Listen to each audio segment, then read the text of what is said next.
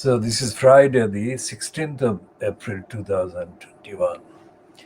We didn't display the front pages of yesterday's newspapers, but we did discuss at length the evidence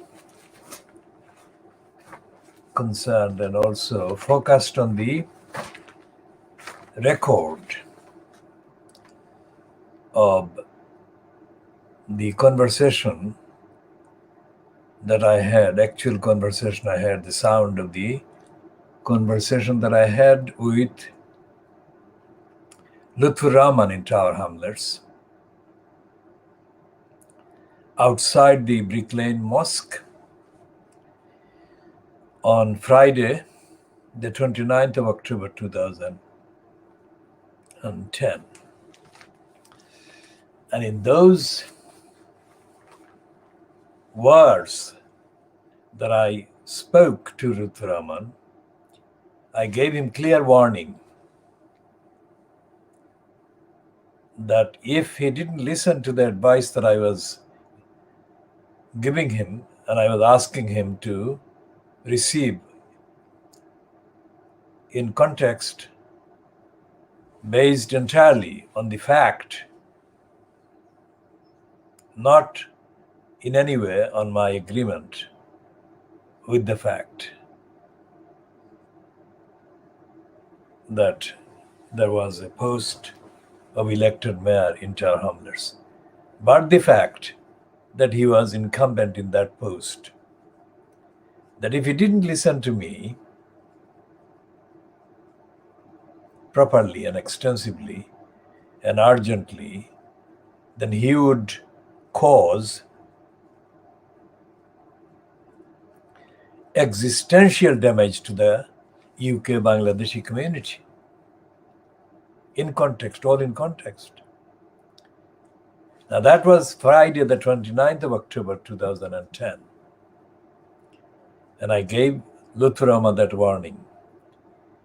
And Lutfur Rahman repeatedly said that he would sit down with me after 2 weeks.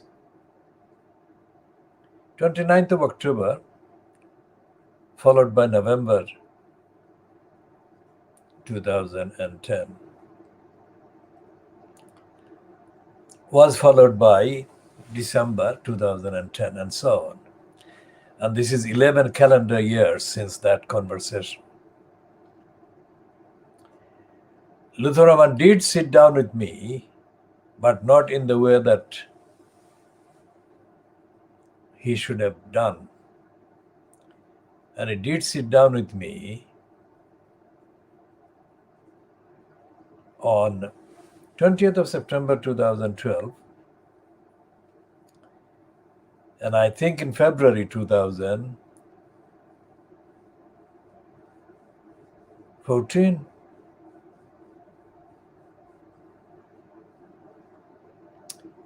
But he misbehaved by misorganizing the meeting in February 2014, because he, Lutfur Rahman, broke the law, including the law relating to data protection.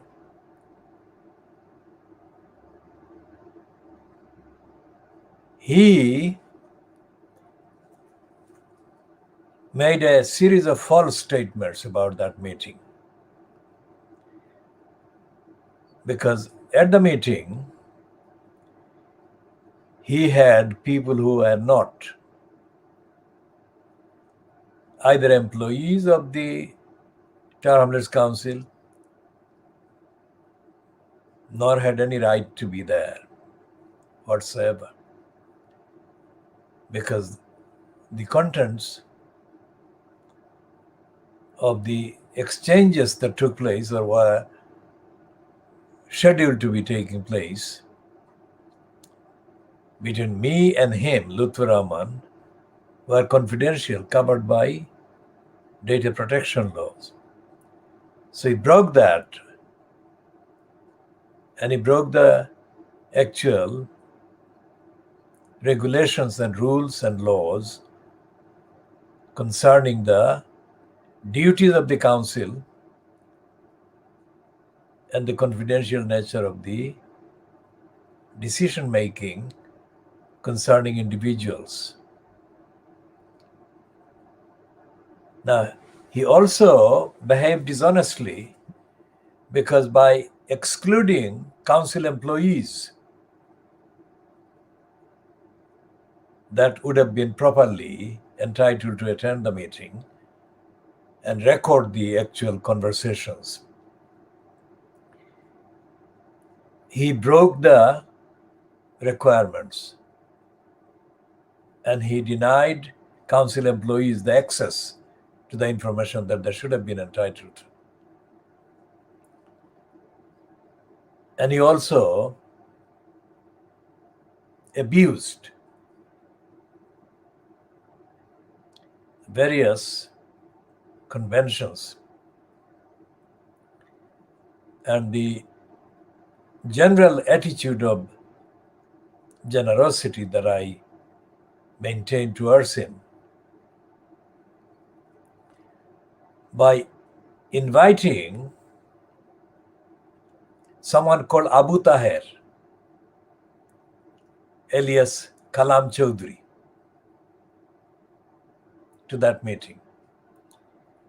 Abu Taher physically looked rushed and nervous as he entered the room, arrived at the room for that meeting, which means that Lutfur Rahman must have called him as an emergency communication, ordering him to attend that meeting. I say ordering because it seemed that Abu Taher was under the command of Lutfur Rahman at that stage. Now, Abu Taher had no right to attend that meeting because it was confidential. And also, it was confidential about things that I was going to say and discuss. And Lutfur Rahman should have told me that he was going to break the law in advance. The way Abu Taher arrived, he was sweating. So Lutfur Rahman was concerned about the meeting with me. And he needed protection from Abu Taher in relation to any demands, any statement that I would make to Lutfur Rahman based on his record up to that time of lying to me.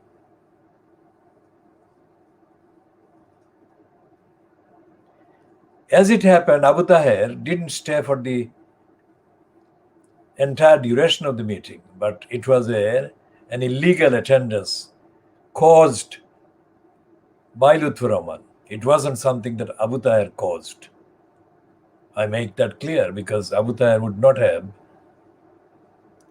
had any impact in having any meeting that I would have with anyone in the council where he could demand to be present.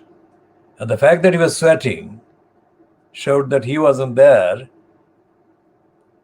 of his own volition, but was ordered to be there.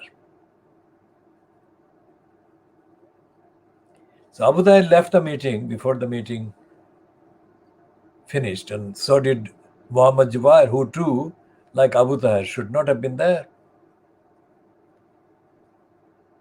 So, in addition to the illegality of the attendees that Lutfur Rahman did, Lutfur Rahman actually failed to answer the questions.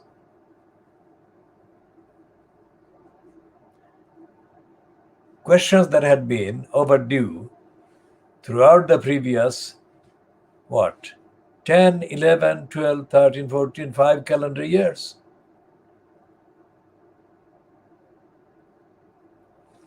So this was a remarkable piece of illegality that Lutfur Rahman indulged in. So after he was kicked out of the post by Richard Morey. A good year after he was kicked out of that post by Richard Morey, in the following year, which is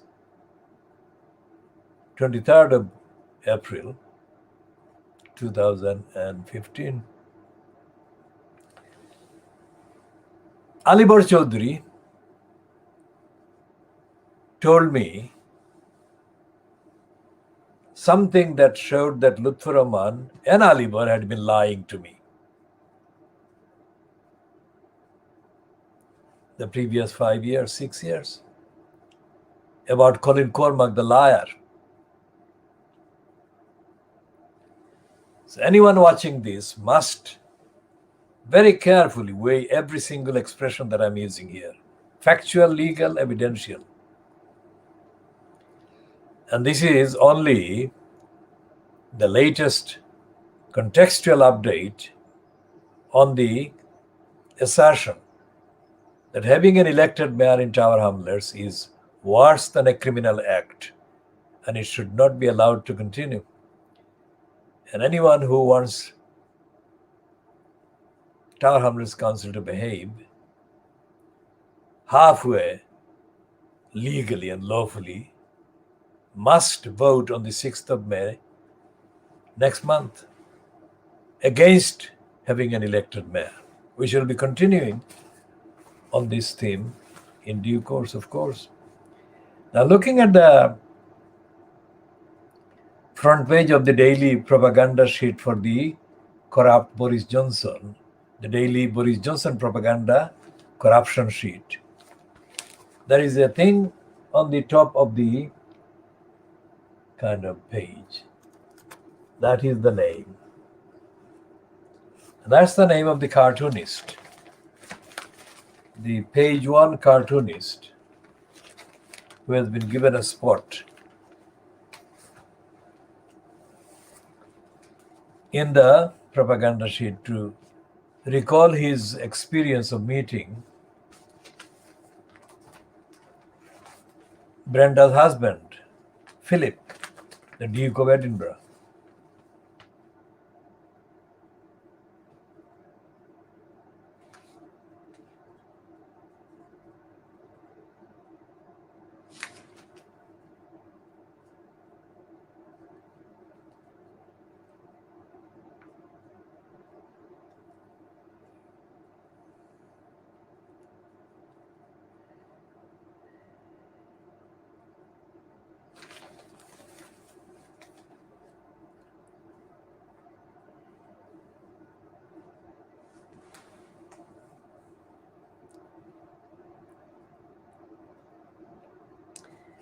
Now, the cartoonist is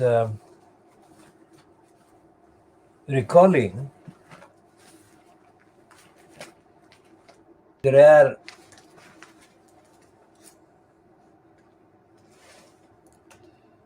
event which is had the day the Duke invited me to lunch.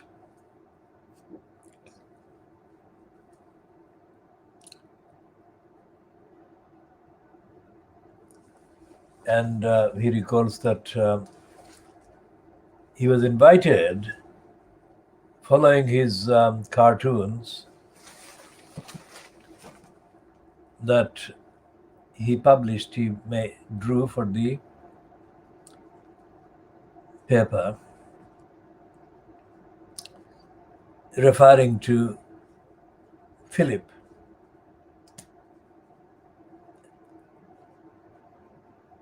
And this is something that is part of the narrative that they have been running, Fleet Street has been running. All the papers on the media, including, of course, the BBC, have been running overdone, overrated kind of plugs for the humorous, the intelligent Duke. And the BBC, of course, is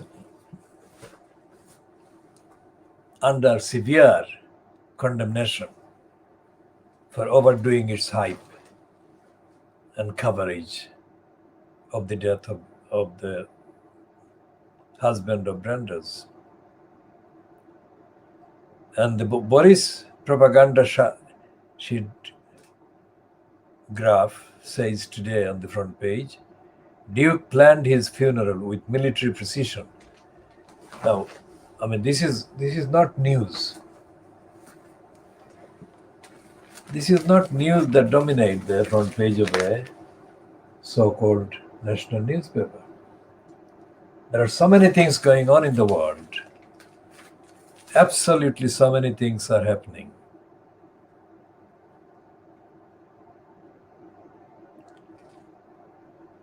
And yet, there is no recognition of those things on the paper. It's all three main items on the front page.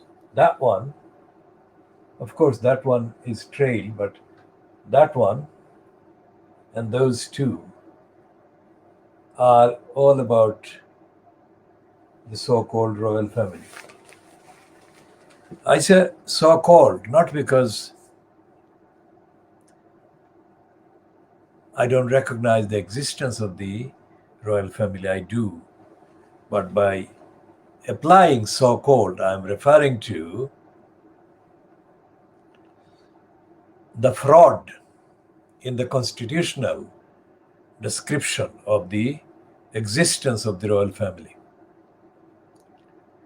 The constitutional fraud is exposed in the two fingers that Johnson and Rees-Mogg showed to the existence of the royal family in the context of the constitution. I mean, instead of allowing what the constitution would have warranted them to do, the monarch to dissolve parliament. Johnson and Rees-Mogg effectively lied and dissolved parliament, prorogued parliament.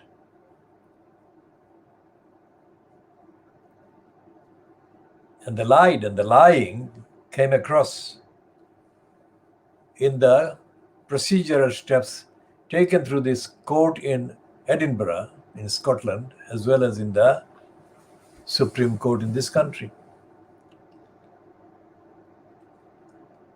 But despite that, they have not been held to account. They were not held to account. So therefore, they showed two fingers and got away with it, which meant that although they showed two fingers to the monarchy was supposedly still there, intact. But by their action, in ignoring the existence of the monarchy and the so-called say and the role that the monarchy should have been allowed to play, they in effect scrapped the monarchy constitutionally, or they scrapped the constitutional role of the monarchy. Think about that. So all these hypes in the Fleet Street and by the BBC about the husband of the official monarch is completely overdone and unjustified, because the monarchy is not intact and it is not, in effect, in practice, sovereign.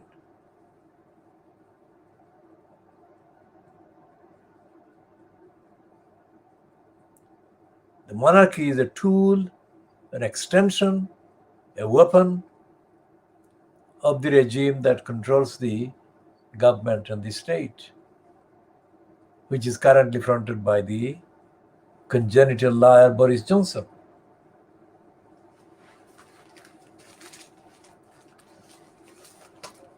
And all this propaganda only is justified and justifiable in a private context, in a private kind of forum. Why? Because the world about which this outlets is supposed to be reporting daily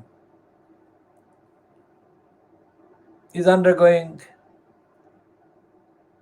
very severe wrongdoings being committed by all manner of wrongdoers, both in the UK and in the rest of the world. And we start with the UK. Anyone who is familiar with the records of the mainstream so-called media, Fleet Street, in Britain, would be also familiar with the series of lies initiated and perpetrated and perpetuated via Fleet Street and the mainstream BBC and other broadcasters by big business, which is also known as the City of London. Now, anyone who is not familiar with the British scene should know that the phrase City of London is not a reference to a town in London or the town of London or the metropolitan or greater London. It is the name, just like Fleet Street, it is the name given to the collection of big business financial operations in a small part of London and extended in practice to what is called the Canary Wharf in the last, let's say, 20, 25 years, 30 years. And it's the financial criminals, big business crooks, and their share dealings and manipulations and exchanges that are denoted and connoted in the words the City of London. Of course, the same area, physical area, the City of London, is also a local borough in its own uniqueness historically. So it has got a kind of equivalent to chief executives and the leader, but in its own historically worded kind of ways. But that historic kind of continuation of the City of London as an equivalent to a borough is not the same as the operations of the financial criminals, wrongdoers. The center of finance, center of world financial kind of manipulations and other boastful descriptions attached to the big business operating as the financial criminals. Now, people would be familiar with the City of London, which has always been representative of opposition to society, opposition to taxing big business, and has always found one reason or another, one excuse or another to undermine the argument for taxation of those amassing the biggest amount of wealth at the expense of the many. And unlike this program, there is no running commentary about the media as being tools for these crooks and criminals associated with the City of London in the sense that I've just described. In fact, the so-called financial journalists that are included on the list of full-time staff and commenters these journalists are shameless, open, brazen agents and extensions and tools of the big business criminals operating through the City of London and via the various agencies and networks of the City of London and the banks.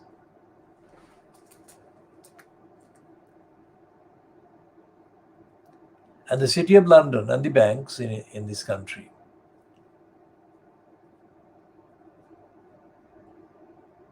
have been for a very long time the roots and the machines and the tools for the robbery against the many ordinary people, employed and unemployed. So the robbery of the resources of the society and the people is committed, has been committed via the City of London and via the banks. So those who are employed and given platforms as financial and economic experts in Fleet Street, by Fleet Street papers, are not doing the right things. They're not telling the truth about the criminality that is the worst form of capitalism that is going, that maintains the disparity between the many and the few. The few are the kind of main robbing and looting banks and big business, and the many are the ordinary people with sweat and labor and hard work are abused and exploited by the systematic robbery that they perpetrate against the many, thus keeping the many in low income and poverty and denial of their rights, and by maintaining unemployment, homelessness, and other states of disparity and denial suffered and endured by the many.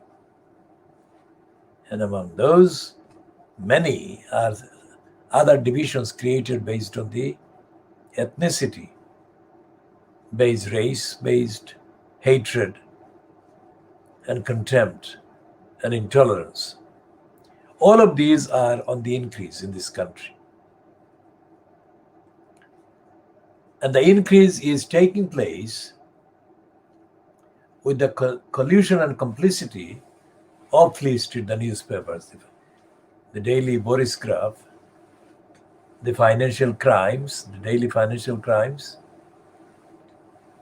Daily Mail, Murdoch's Scum, and the Times, and other titles of lie.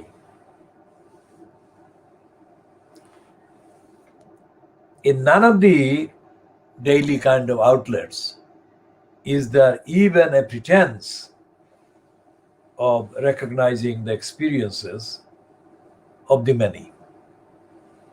Think about that. This is the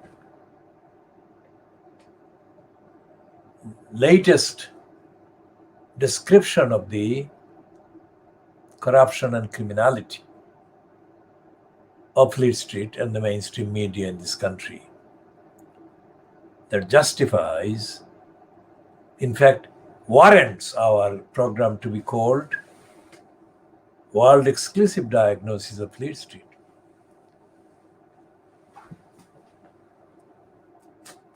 Because no other broadcast is taking place that is putting this on the record. Now here are two items. One is this one, whom we call the stooge, Samira Ahmed, racist stooge. And this one is a victim of racism, This is an Indian woman, Sharon Johal. So we'll be talking about that again because we did talk about Sharon Johal yesterday. We shall be talking about Sharon Johal after we talk about Samira Ahmed.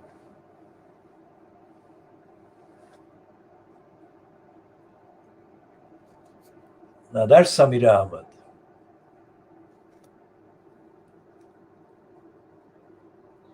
This is in the Times on page 15 of the Times today, Friday the 16th of April 2021.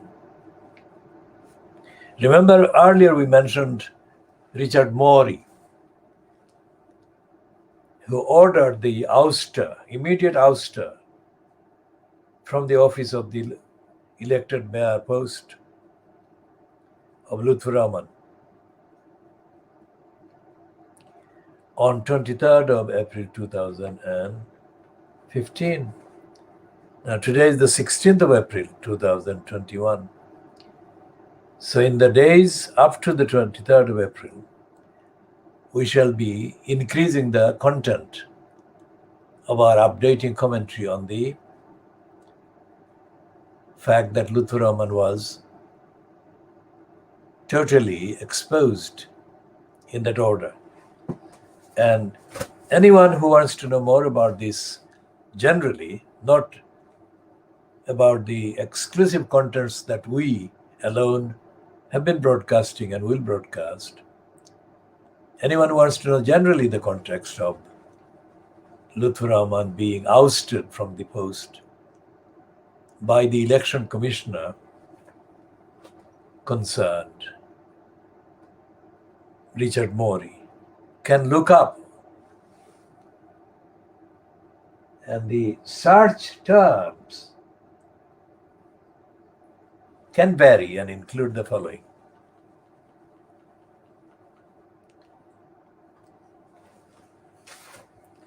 Lutfur Rahman, Tower Hamlets elected mayor, election commissioner, electoral fraud,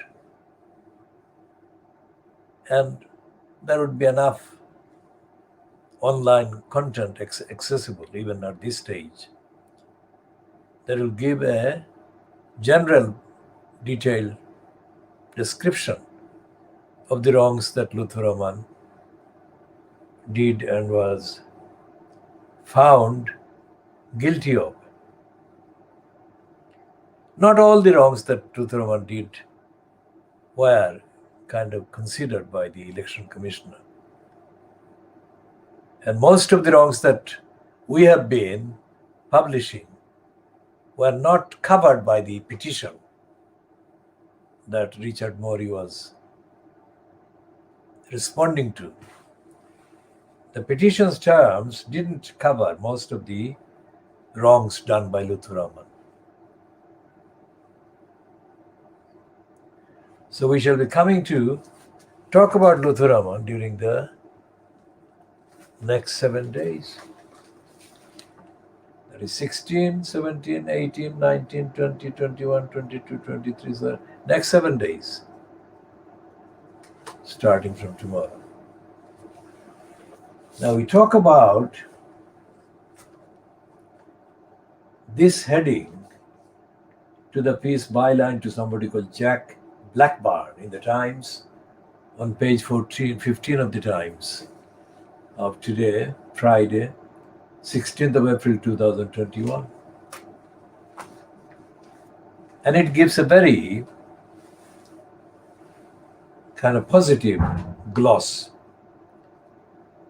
to this mental slave, racist slave, anti-Muslim liar, Samira Ahmed. She is like a Trojan horse. She has been used as a Trojan horse by the racist BBC. And before that, the racists at Channel 4 had used her as a Trojan horse. And other broadcasting and media outlets in this country have used this same Samira Ahmed as a Trojan horse, Trojan horse is a technical comparison. We are using it to say that her external, including based on her nomenclature, her name Samira Ahmad, is reminiscent of her being of Muslim background. Just about. She is not an advocate of Muslim position in reply to the attacks on Muslims. She is a distorted kind of image of a Muslim who actually does severe damage to the rights of the Muslims to be protected from being lied about. So that is an effective kind of cover. Her name sounds and looks like Muslim, so she can do the more dangerous and far lasting lying against the Muslim identity, the Muslim community, than her counterpart anti-Muslims who are not of Muslim background can ever do.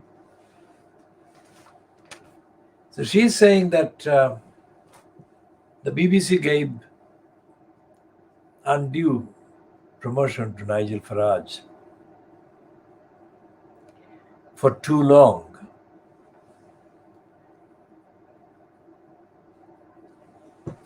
Thus enabling the racist. She's not calling him racist, not directly personally, but we are saying on the evidence. Thus enabling the racist, anti-Muslim,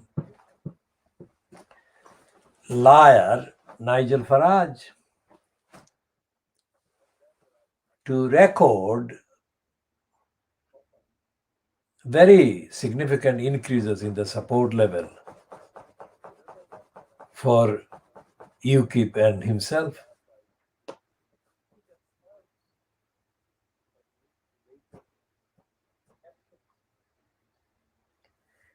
And she's also, of course, being compared with the racist Jeremy Vine, who was paid more than she was paid for similar program. She fronted Newswatch on the BBC television, and he fronts Points of View. And Jeremy Vine is paid and was paid more than her. And she took action against the BBC over the disparity between her pay and his pay. And she won that claim against the BBC.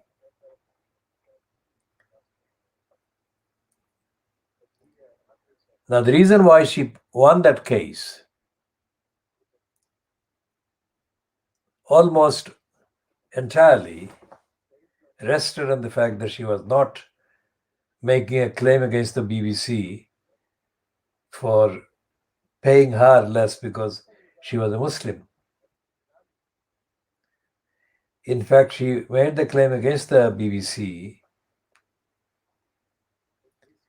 being dressed in the same way as she usually dresses, but being described in terms of her name, she immediately comes across as a, quote, Muslim or of Muslim background, which is completely unlike anything that the court system does when the claimant is a Muslim, because the court system doesn't behave neutrally towards a Muslim claimant if the claim is against a non-Muslim organization such as the BBC. So the Times is wrong because it doesn't. That report on page 15 today in the Times doesn't reflect the main coverage or cover-ups by the Times of literally hundreds of cases.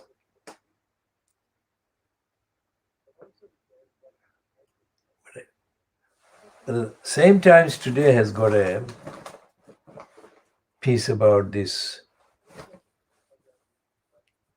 Indian origin actress Sharon Johal in Australia.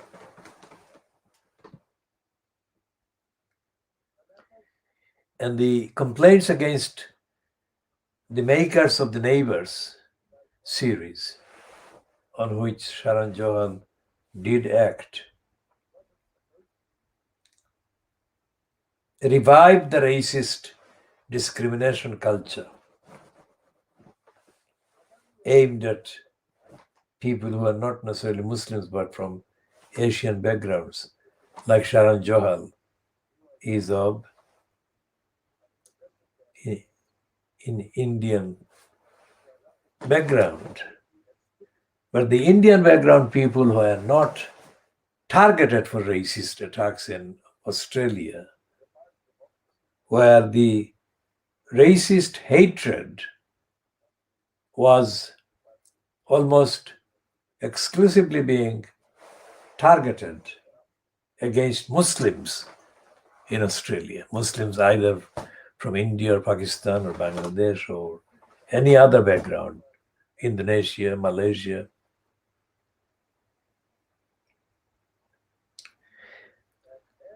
And that kind of focus has been changed now to include Indians who generally are not considered to be Muslim. They may be of Indian origin, but they're not of the Muslim faith. And the fact that Sharon Johal, who is not a Muslim, has been racistly violated on the sets of the Neighbours series shows that the Australian racists have upped their antes and have widened the spread and the reach of their racist attacks to include all the people, including the Muslims. Now, this piece about Sharon Johal has been published in Britain as well and by The Guardian.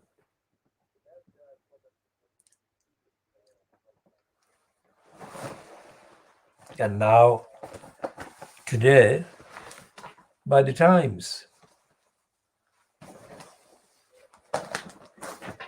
But despite the fact that The Times has published this story, they're not talking about what I'm talking about. That the extension of racist hatred and discrimination against a non-Muslim Asian in Australia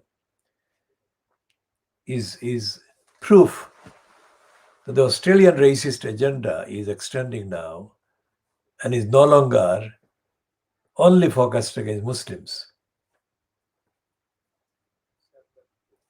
So the question arises about the fact and the extent of the necessary solidarity against these racist assaults and racist attacks and violations being mounted against Asians of all descriptions and backgrounds. And the answer is that there is no solidarity. As is the case in the USA and in the UK, non-Muslim Asians who are generally, ordinarily discriminated against by racists do not support Muslims in response to the racist attacks. This is not a one-off. This is a historic pattern and syndrome. So those who look at the UK or Australia or North America from a distance and have no access to the actual contents of the discrimination, the mechanism, the various stages and manipulations undertaken by the racists against the Muslims and against the non-Muslim Asians, may not realize the extensive ways of denial of the operation of racism. For example, the people that are involved with the Neighbors series as production company or as broadcasters have made banal, that is stupid, incredibly idiotic responses to the allegation highlighted by the statement by Sharon Johal in the last 2 weeks. These production and broadcasting companies make the stupidest possible banality in response to allegations made against them. They say, we are looking into it and we don't tolerate that kind of discrimination, which is completely stupid. For a start, if they don't tolerate that kind of discrimination, then how come that these people are making the claims that they have been discriminated against? And others, witnesses, have said that they have witnessed discrimination as well. So anyone who says we have changed our code of behavior or whatever is of course lying, because the issue is not whether they've changed it or not, but the issue is that they had allowed the racism and discrimination that have been reported. And changing doesn't necessarily mean that there won't be any discrimination of the type or of a different type that has been alleged and has been asserted by the victims and by the witnesses.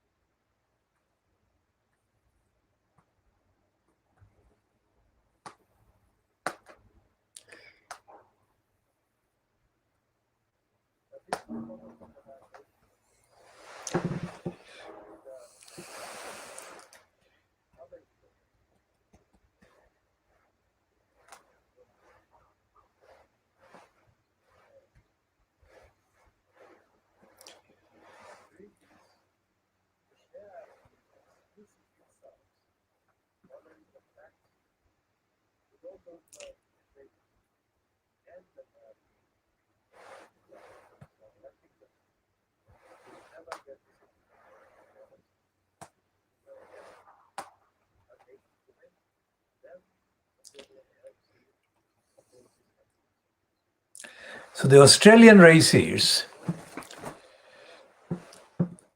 remember the mass murderers, well, the mass massacres that took place in the mosques in New Zealand were caused by an Australian racist. And there are other outstanding serious issues caused by Australian racists that warrant action on. But the Australian judiciary, the Australian media, are complicit in the anti-Muslim and anti-Asian agenda that has been in operation for a very long time. Although in terms of finance, in terms of the economic dependence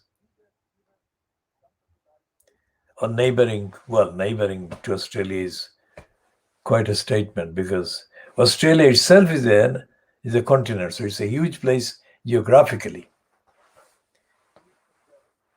And the nearest neighbors with significant Muslim populations are, of course, Malaysia and Indonesia.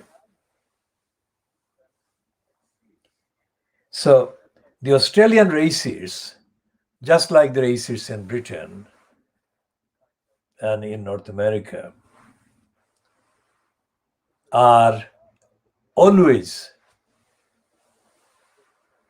on maneuvers, trying to find ways to perpetrate racism while at the same time rob and loot the target communities.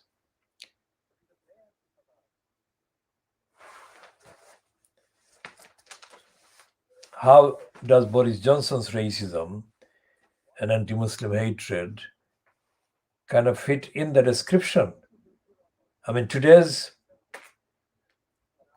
Financial Times carries a report about Johnson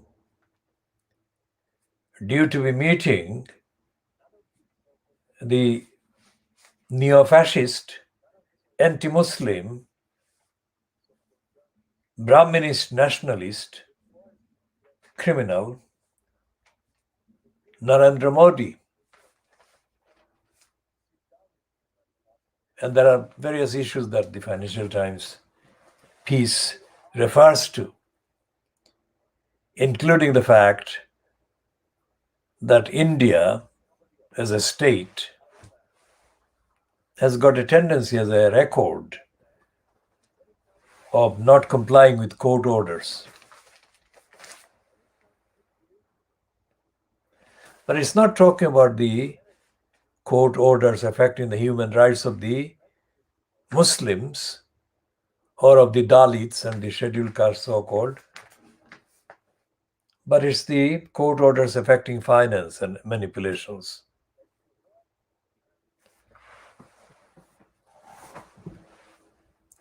And there is no mention in the Financial Times of Narendra Modi's crimes against humanity, which omission is not accidental, and that's why we call the Financial Times the financial crimes, because it doesn't actually tell the truth about the finance, or the financial areas and financial manipulations that it covers or covers up.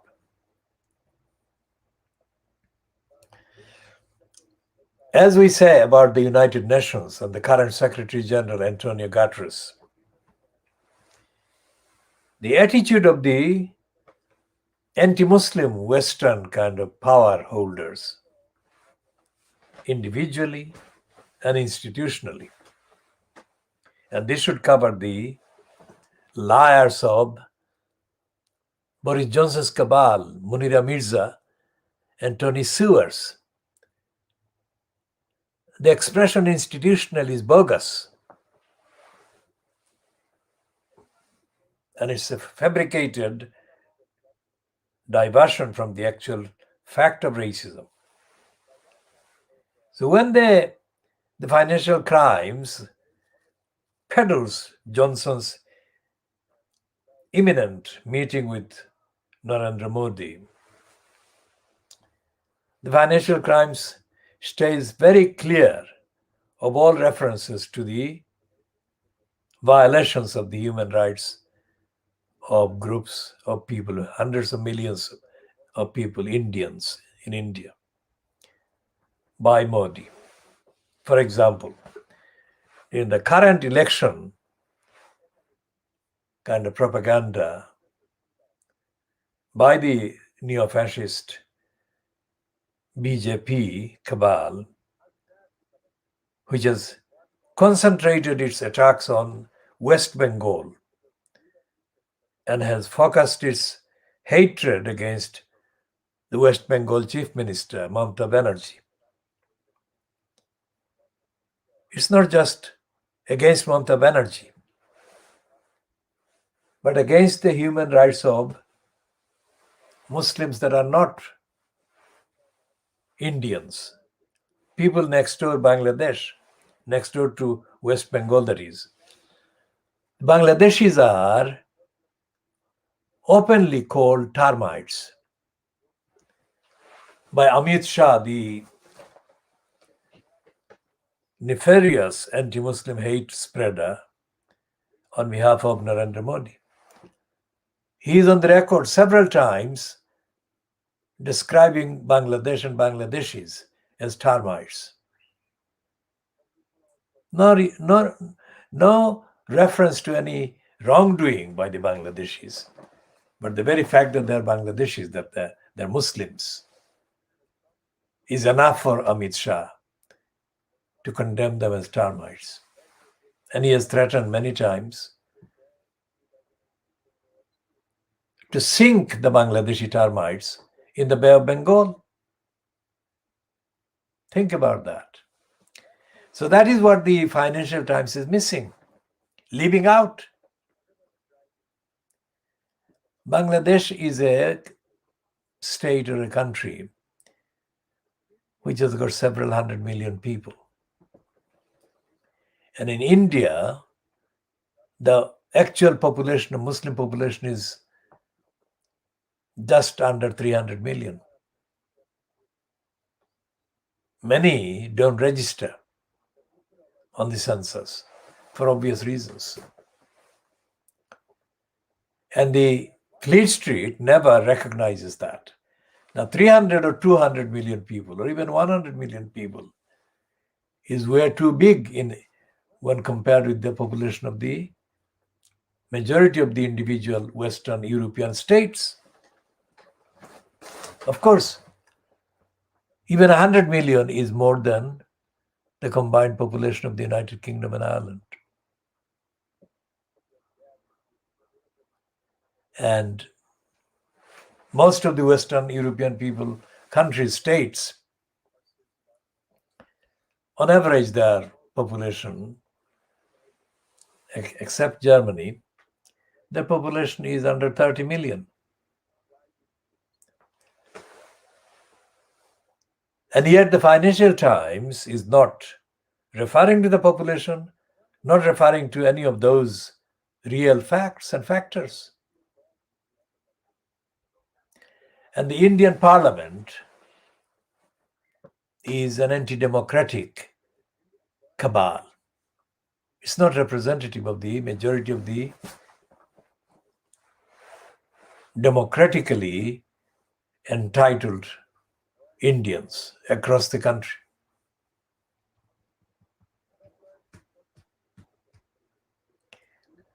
And the Financial Times, although it refers to the Indian state having a record of defying and not complying with court orders. Actually, financial crimes is ignoring the majority of the behavior of the court and court's bureaucracy in India.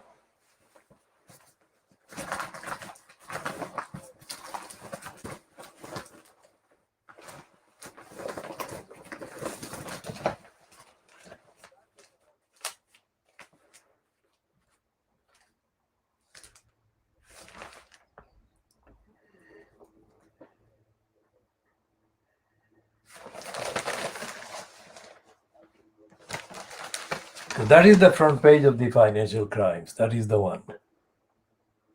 It's talking about deal, it's salivating. The same kind of attitude of intentionally leaving out the violations against human rights and democracy committed by so-called rulers in the Gulf states and in Saudi Arabia.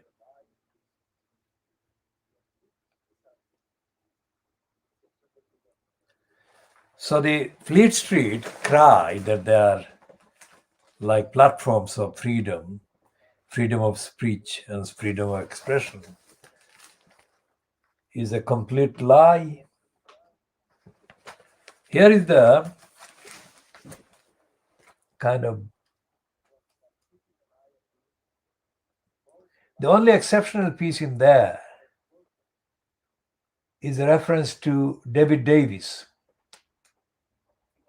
a notorious Brexiteer, but also somebody who has got an inconsistent track record of being concerned about democracy and accountability, etc. As was highlighted in the row that he had with Andy Barnum. After Barnum insinuated that David Davis might have been having a sexual affair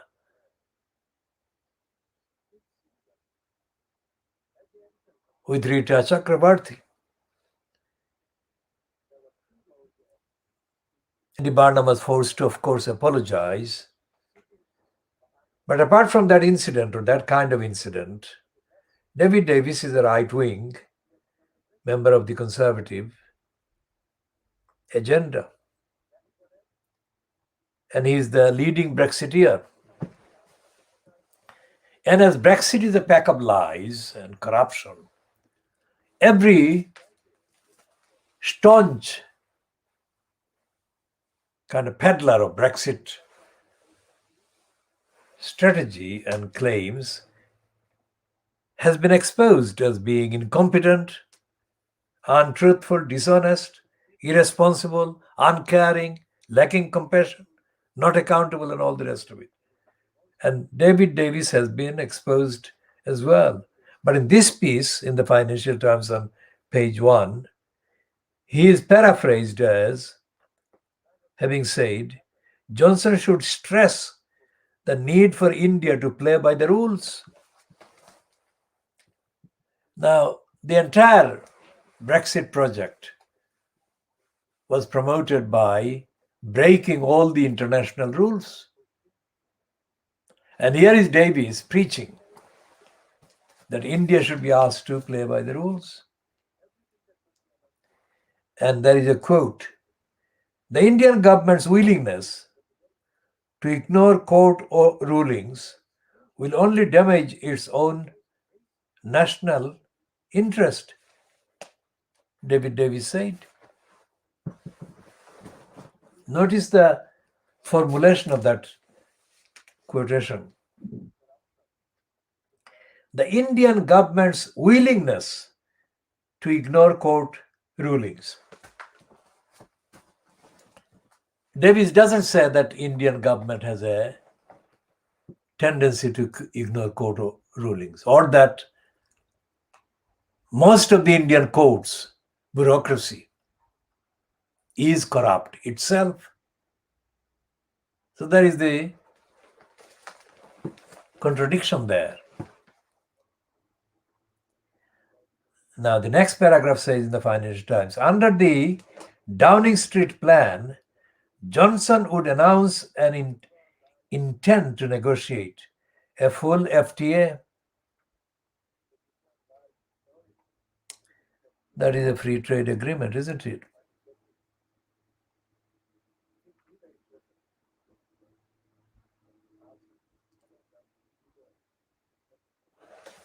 But previously, in the middle of the piece, the Financial Crime says, a person familiar with New Delhi's position was skeptical of a breakthrough. Quote, we haven't seen flexibility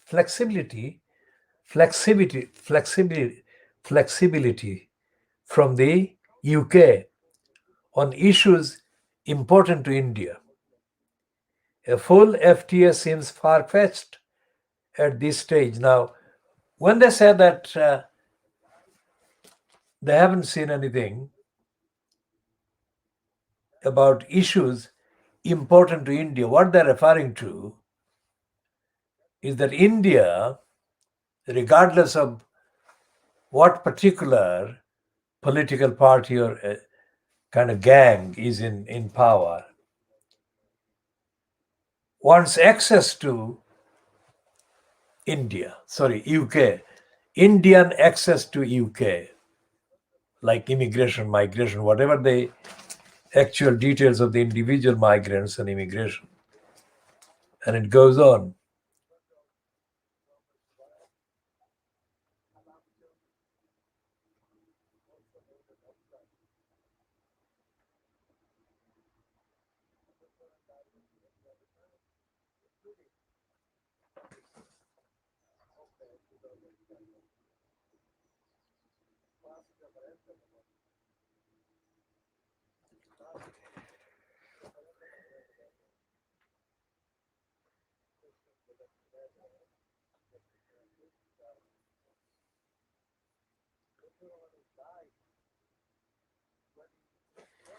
And there is a lot of contradiction in this headline, because the headline is completely misleading and completely exposed as misleading by the contents in the copy. And that India is not an important economic partner or a trading partner, let's say, because the share of India's imported goods and services, that is from UK, imported from UK, fell from 6% and 2.1%, no, 6% and 11% in the year 2000 to 1.3% and 2.1% respectively. And it goes on to say, the Financial Times, not within quotations, the UK does more trade with Belgium than with India. Well, that sums up what I said, that the average Western European country has got tinier populations than the hundreds of millions of the Indian people, Indian Muslims, and Indians, non-Hindus and non-Brahmins, that are violated by the Indian status quo.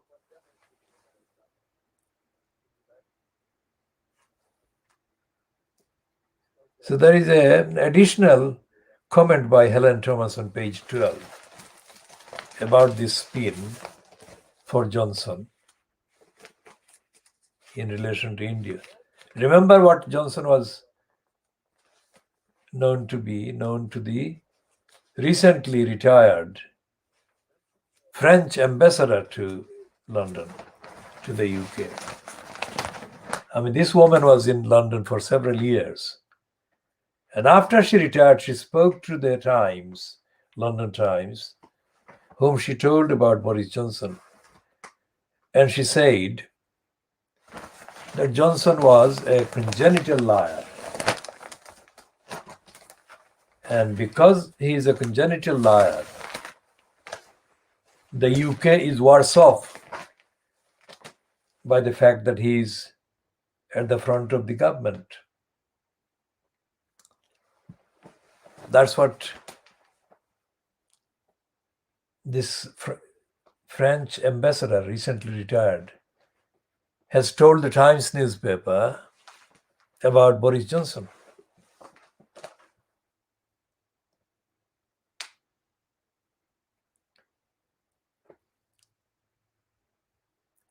And there is this Helen Thomas, who is adding a kind of clarification, cautionary clarification against this Boris Johnson hype, India hype, that is actually mocking one of the phrases used by the liars, Brexiteering liars, about global Britain. I mean, this propaganda about India doing, or Johnson starting to do business, Brexit business, or post-Brexit business with India is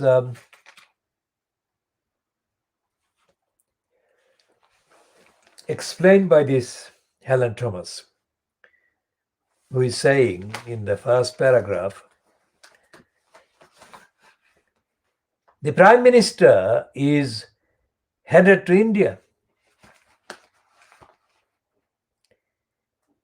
keen for an accord in support of global Britain. Then she says, it's a shame the government isn't as eager to defend past deals on behalf of UK PLC.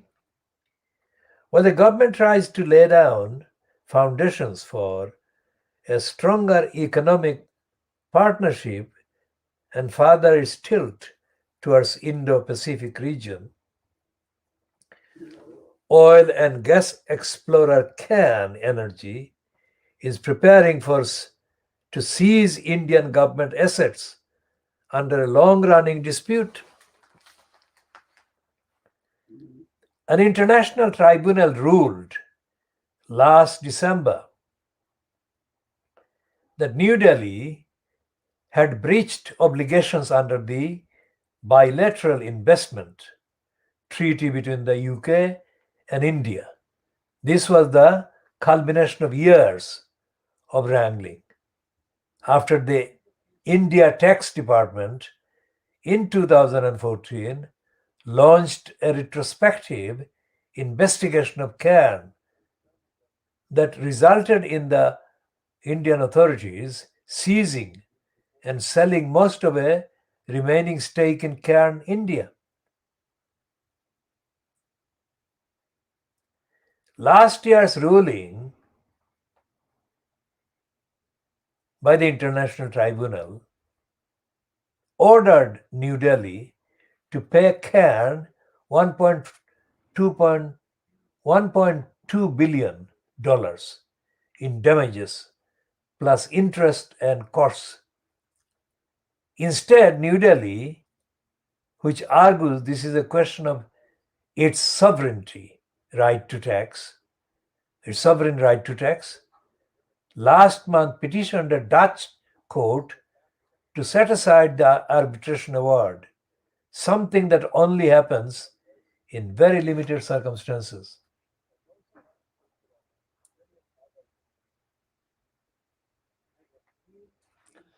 And so therefore there is a longer kind of detail by Helen Thomas, whose last paragraph says, there is a principle at stake here.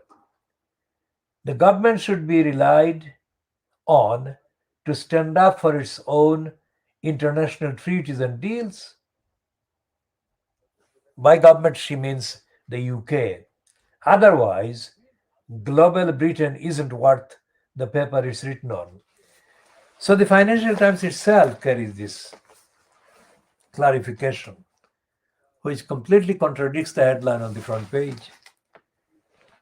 that cars and whiskey to the fore as Johnson chases challenging India trade deal. It's empty, bogus. That's what the Financial Times admits.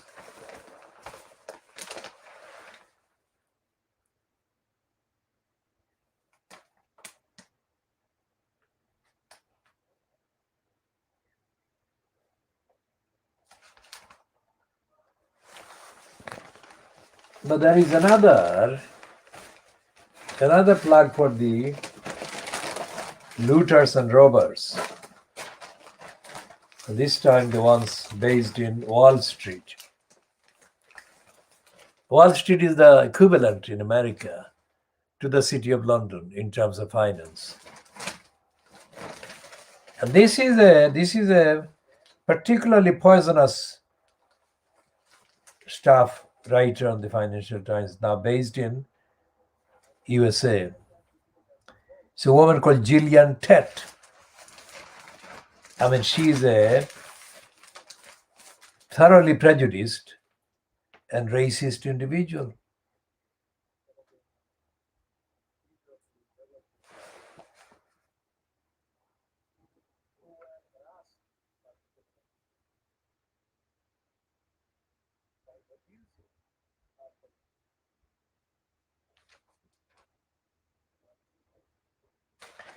When I say racist, I mean race is not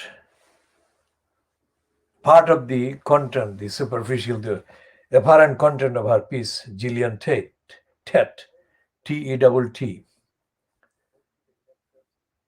But if you look at the relationship between the UK businesses as fronted by Boris Johnson cabal, and even as fronted by the crook, well, the other crook, Cameron, in his lobbying of Saudis, it is very clear that while the Western media and Western regimes and politicos keep hammering at and battering the image and denying the rights of Muslims, they are among the closest of the suckers of the energy out of the Muslim sources, the entire Gulf kind of states and the Saudis are sources of trillions of dollars and pounds of robbery committed by the US ones and the UK ones, the big business crooks and criminals. And so, although Wall Street is based in the USA, City of London based in the UK, they will not operate, they will not function if they stop sucking the energy out of the Muslim-owned lands. I mean, the reason why they murdered Saddam Hussein and Muammar Gaddafi has nothing to do with democracy, human rights, and accountability. It's all to do with oil, whatever form, post-pandemic or whatever. Oil remains a key definer of wealth and a key medium and resource for theft and robbery and looting.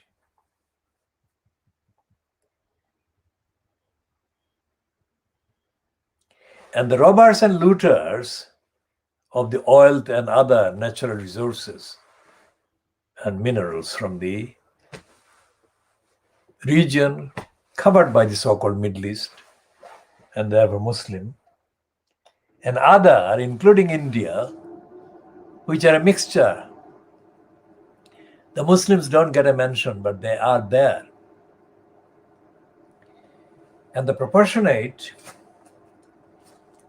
or rather the proportions of wealth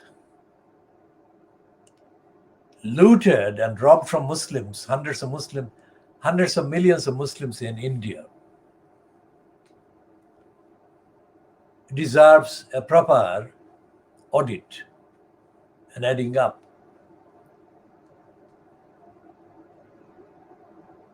And we shall be doing that. Because it will actually benefit the whole of Indian population. Just as the Muslims and the Dalits have been robbed and looted for the last 75 years, the people across the northeastern states in India are also victims of lootery and robbery.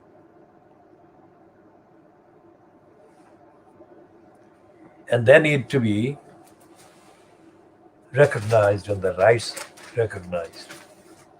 And India needs to be made accountable to all Indians, which it isn't now.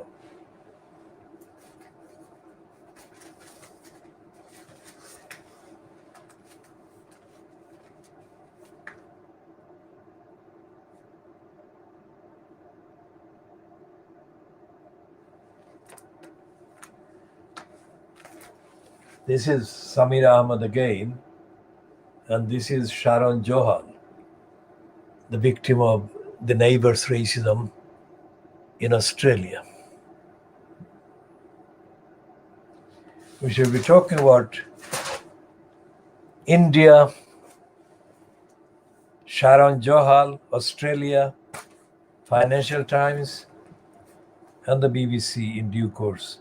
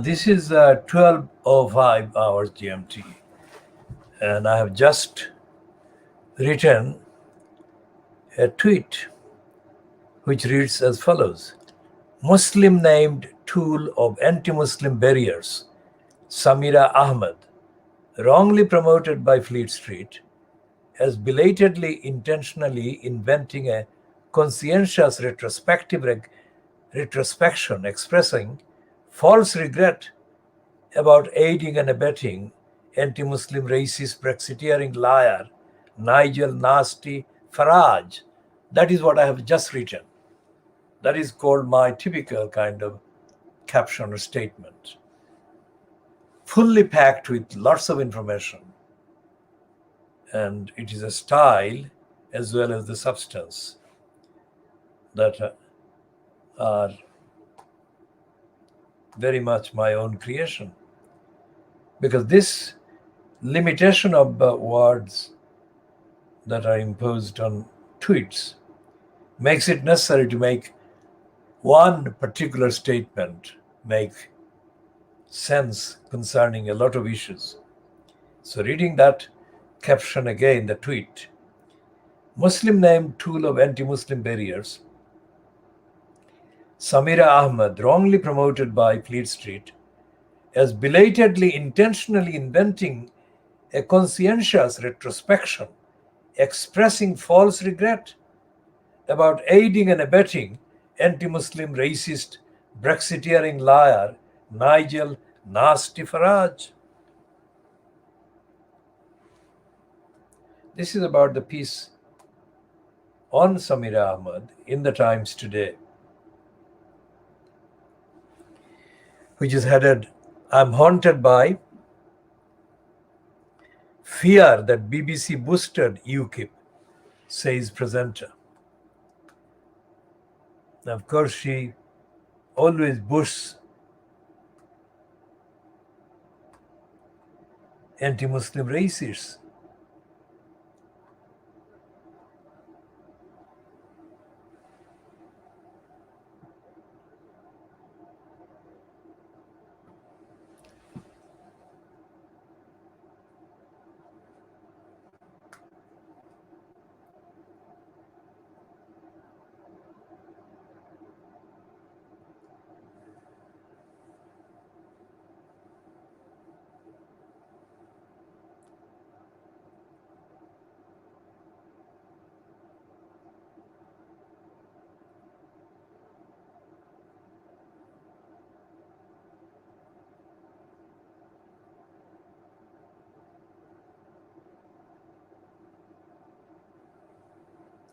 So there is a piece in the Guardian posted at 10:50 UK time, which is coincidental to or coincides with the GMT, which is 10:50 GMT today. And it says, it's under opinions. Why were Bangladeshi and Pakistani groups worst hit by the UK's second wave? By Laura Baer.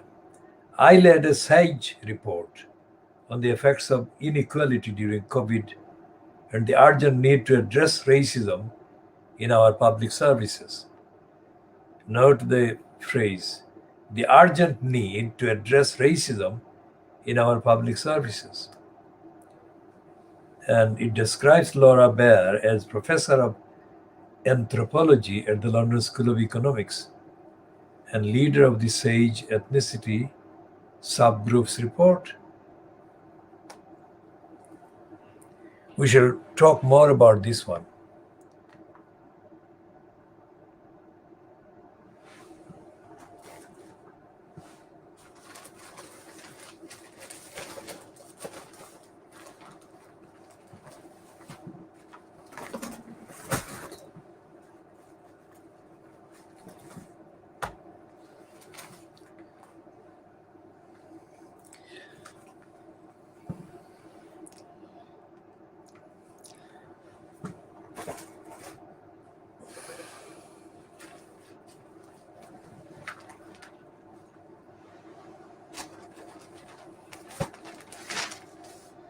The piece about neighbors in Australia in the Times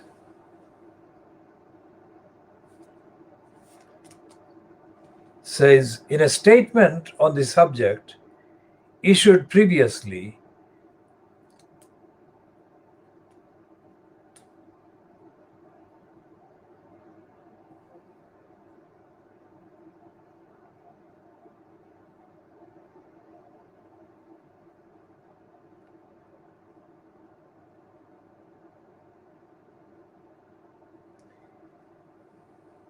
Fremantle said, we do not tolerate behavior that does not align to our anti-discrimination policy, and we take all complaints very seriously, investigating all allegations. Notice the formulation. It says it doesn't tolerate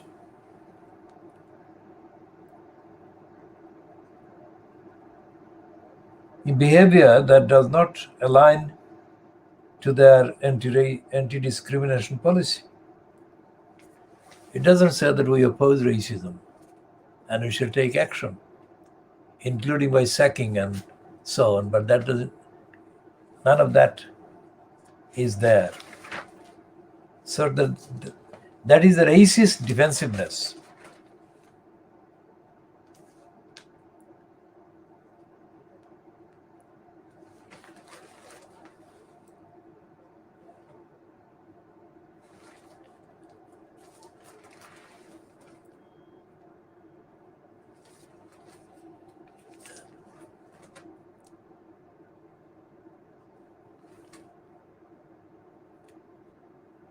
And there is a piece about Burma,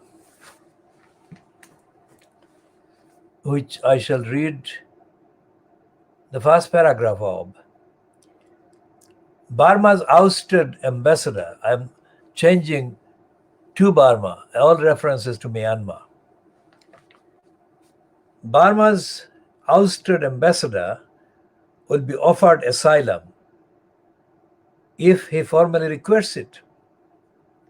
The Times understands. He had yet to apply to remain as a refugee yesterday, hours before a midnight deadline issued by the military regime for him to leave the official residence. Now, however it is spelled, I'll pronounce it in the way that I can. Kiewa Zawar Min was ordered to leave a week after Burma's military attaché locked him out of the embassy, and the Foreign Office received formal notice that his job had been terminated.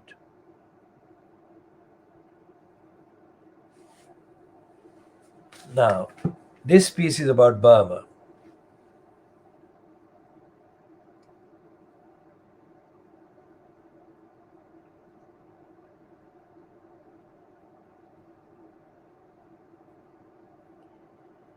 And it doesn't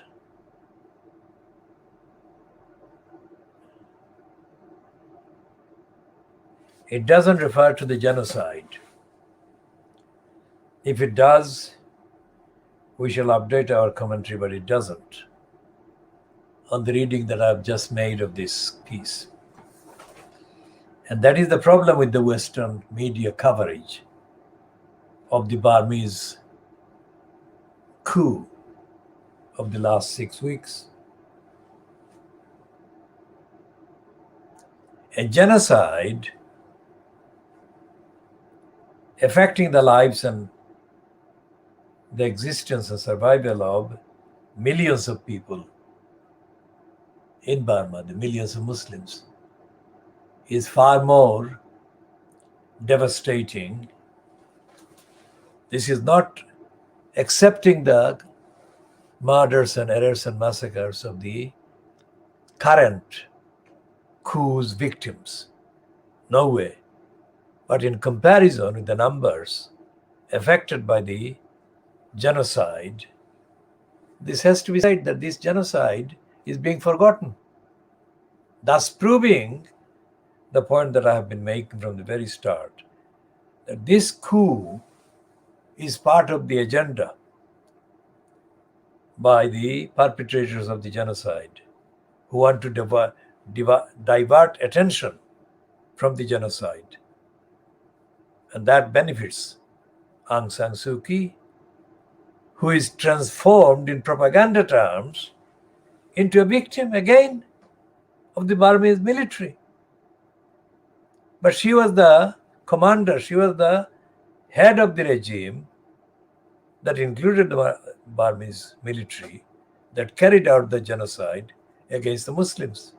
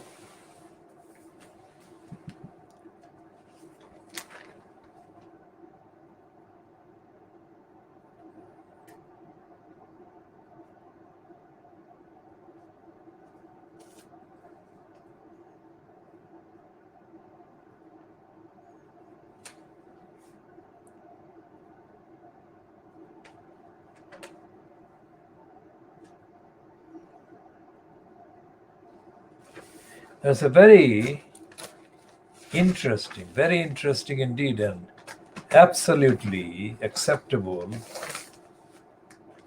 statement by this very rare kind of contributor to the Times, this woman called Anne Treneman. Almost every time she publishes something, there is something of interest. And here she says, if you want a memorial, plant a tree, not a statue. It's a completely self-evident, sensible statement. And we accept that.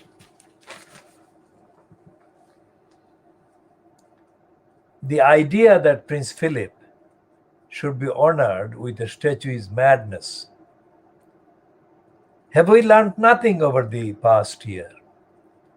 Of course, the Duke might revel in the sheer unfashionability of it all, but it is unlikely that a man whose motto could have been to fuss please, could have been no fuss please, would want the monumental faff that a statue involves. A far better idea can be found in a living memorial. I speak, of course, of trees. The entire nation needs trees for health, well-being, beauty, and urgently. Modern farming and urban development have taken their toll, and now just 13% of our country is covered in woodland. France has 31%. Both town and country need more and sooner rather than later. The government should do more, but why wait for it?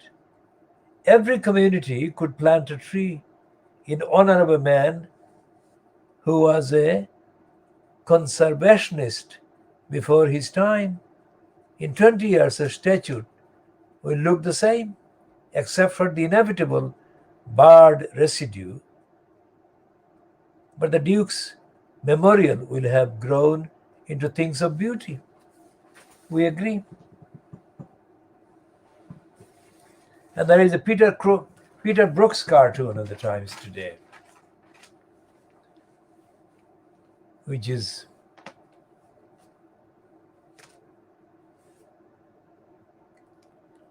showing Eton, Oxford MP, PM, and the cliff. The evolution of Crooked Cameron. That is what I mean, the title should be called Evolution of the Crook, not Cam, but the Crook. But it does get it across.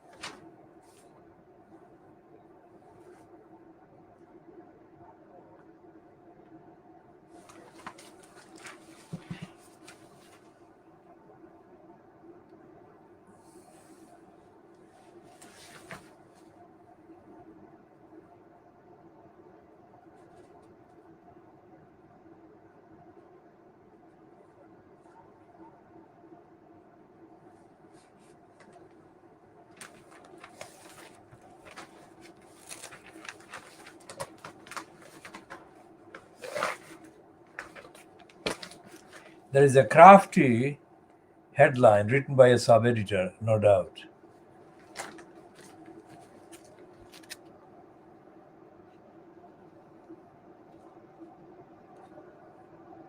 That's one. The one about Islamophobic ad has Evian in hot water. Evian has been criticized by French conservatives after its apology to Muslims for an advert posted on social media on the first day of Ramadan.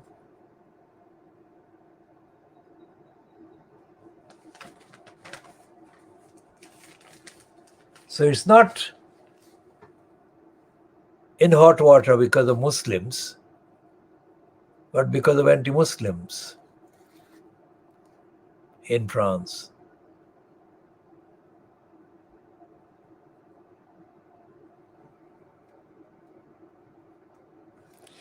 So you can see that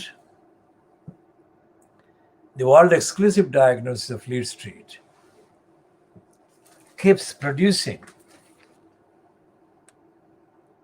evidence of the extent of anti-Muslim prejudice and racism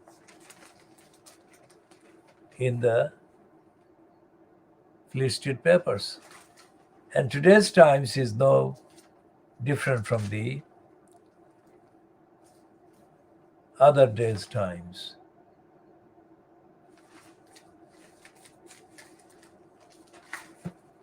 The letters to the editor in the Times are racistly selected. The list of writers of the letters printed is a giveaway. So the Times is leaving out the whole world. That is the wisdom, the intelligence, the insight, and the perspectives, ethical and moral perspectives of the whole world, and focusing on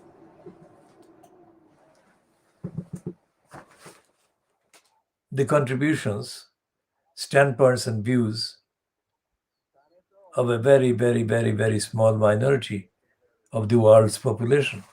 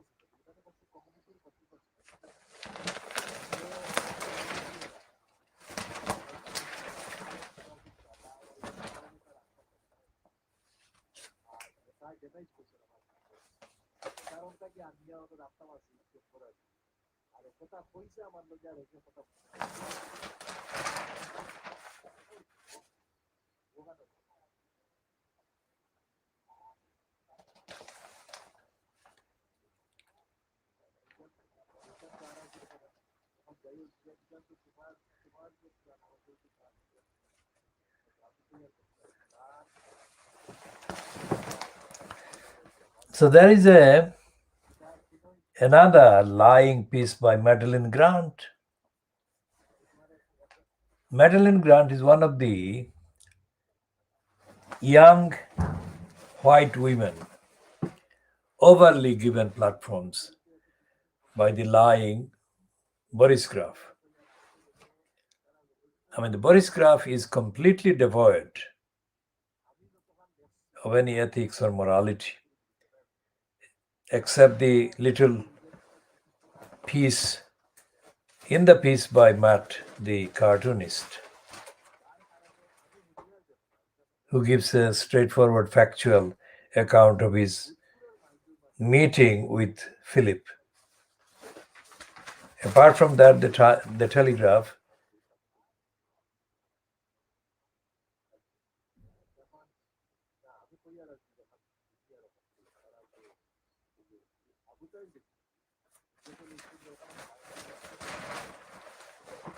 is corrupt to the core.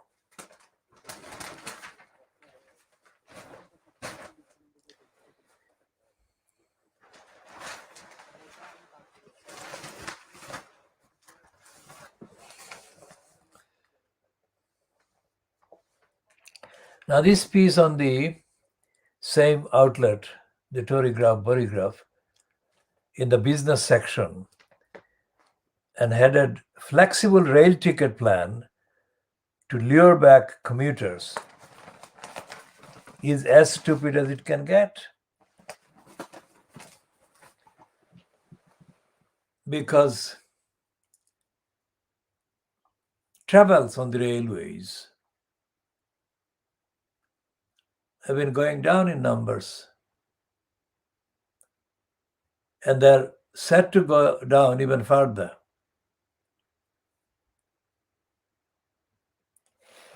Because of actually prohibitive costs of travel.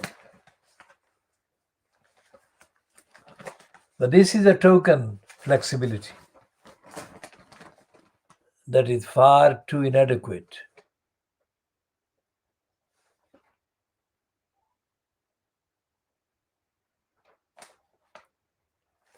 But this heading on page 4 of the Business Extra is absolutely spot on. Well, this part is anyway.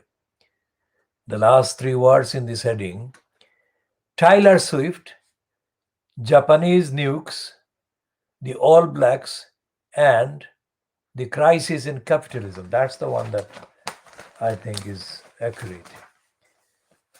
Factually, Taylor Swift's publication of her own version of her own music, stolen in effect from her, is going to be discussed at length in our update on the attack on the Kitten's house in Brick Lane in August 2012. And the corruption of the regime, and in the personification of corruption by Luther Roma during the calendar years 2010, until Luther Roma was kicked out of the post by the licensed law trader, also known as a QC, barrister Richard Morey, in April 2015.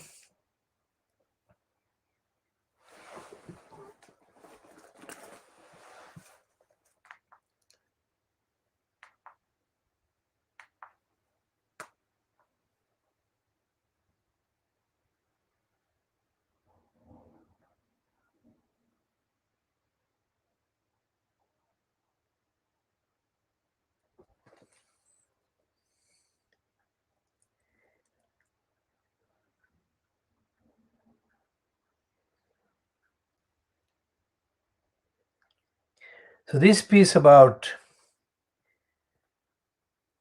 Bangladeshi and Pakistani groups worst hit by the UK's second wave. It doesn't admit it, but it is in effect saying exactly what we have been saying, that it is anti-Islamic, anti-Muslim prejudice. That is the reason for the disproportionate number of Pakistanis and Bangladeshis suffering and being victims of worse effects of the second wave of the virus in the UK.